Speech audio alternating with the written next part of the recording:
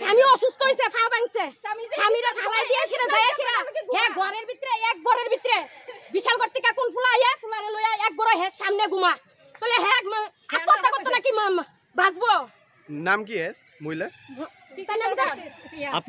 আপনি কে?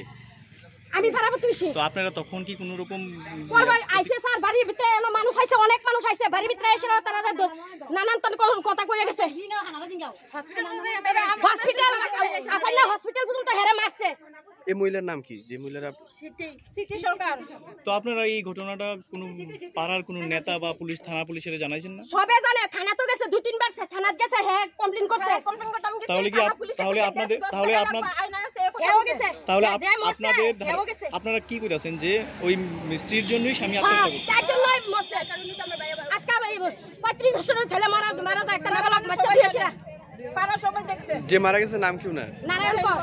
আর এখন আপনারা কি চাইতেছেন? আমরা চাইতেছি এর শাস্তি হোক। এমন তোরা একজন মহিলা লাগে 10 জন মহিলা খারাপ হইব। তার মত নসিব মানুষ থাকলে মানুষ সবে খারাপ হইব। তাহলে স্বামী অসুস্থ থাকলে স্বামী বিপদে পড়লে তাহলে সব মহিলারে একজন বেটা লইয়া যাইবো গা। এই জায়গাটার নাম কি? এটার নাম দক্ষিণ ব্রজপুর, মধ্য ব্রজপুর। এটি ঘটনা।